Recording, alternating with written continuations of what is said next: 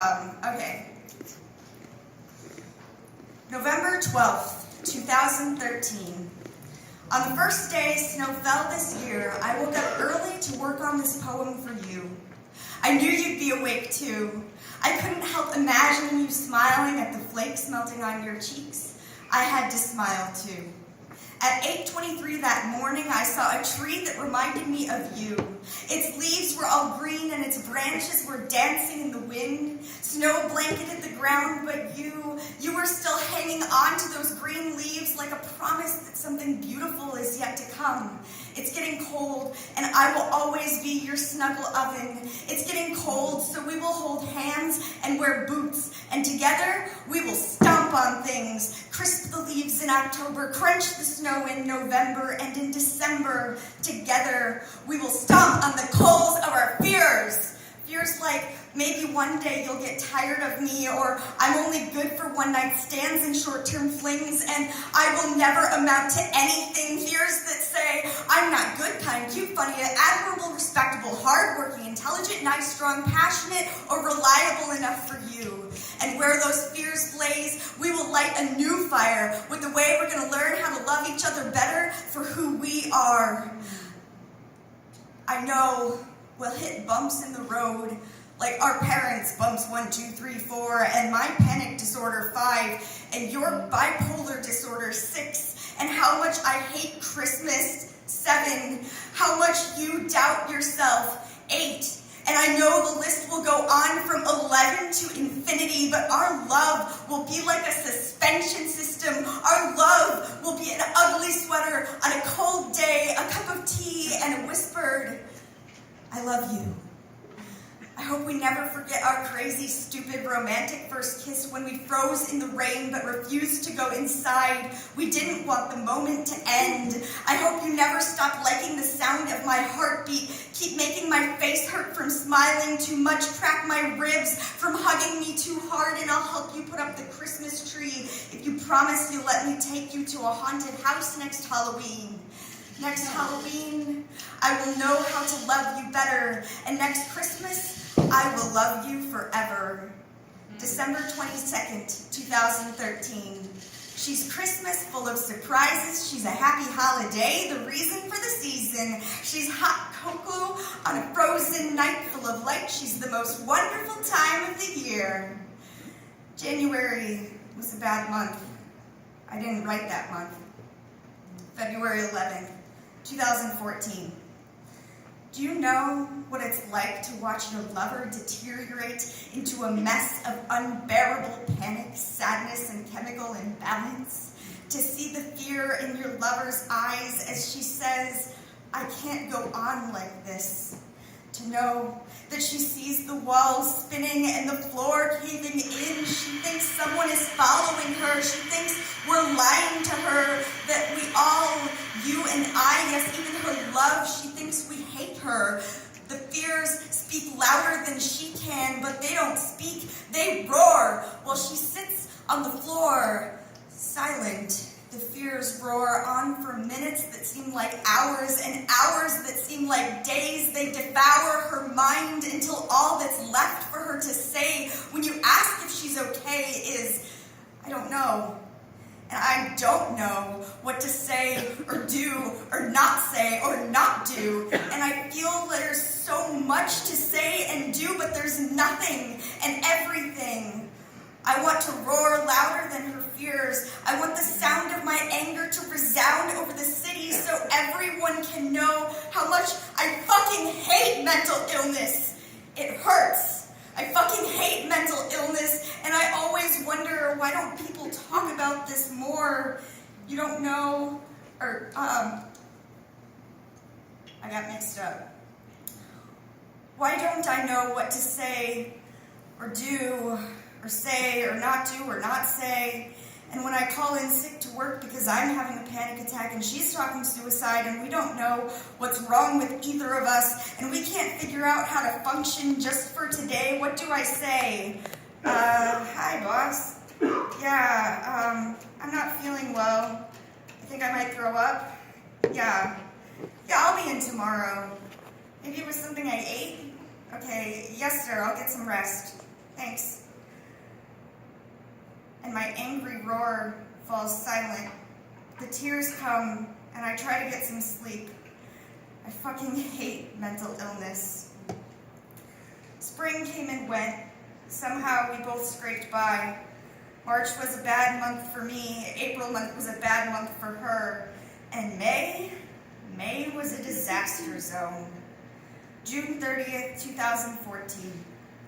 There is a space in my chest that presses between my heart and my sternum. It is funny how the feeling of something missing can be so full. When you're hungry, your stomach shrinks and is flooded with acid. The need you have for food grows, but the room in your body for it is smaller. The space in my chest I have reserved for you is smaller and flooded with a sort of bittersweet acid. I need you more than ever, but maybe just one touch would fulfill me. That touch is always bittersweet. A squeeze of the hand, a sweet glance, a stolen kiss when no one is watching. Because the hospital is no good place for lovers. When your nurse told us snuggling is inappropriate, my heart fell to my toes. I knew it would be a long time before we could lie together again. 25 of the last 30 days you've been here. Snuggling is inappropriate. Something like 23 of the last 30 days have been bad days. Snuggling is inappropriate? I miss you like hell, and I see you every day. Where is the woman I fell in love with? Don't get me wrong. I can love people who are in pain, but it gets hard when there is more pain than there is person. Everyone says you're too sick to be in a relationship. They say I should leave you until you're better. Are you going to get better? I want to love you forever. I want to marry you and sing, will you still need me? Will you still feed me when I'm 64? Will you ever live to be 64? I love you. Please live to be 64. Don't leave me. I don't think I could handle losing you. I wear your necklace when you're in the hospital. I guess they think you might use it to hurt yourself. The pendant is a seed you found in Ecuador. I wish you could keep it there because seeds are a tiny promise that there is something more, something greener, brighter, better to come. Maybe you could be like a seed. I wonder if seeds hate themselves.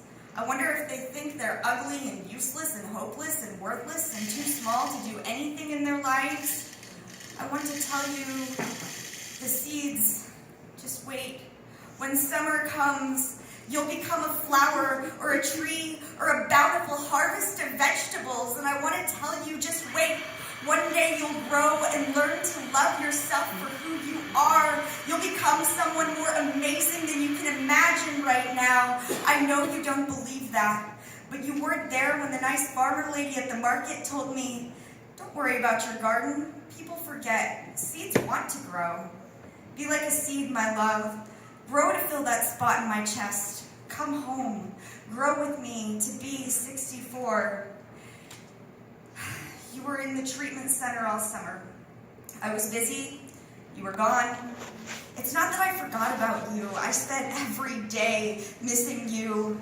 But somehow, some months flew by, and I was in limbo.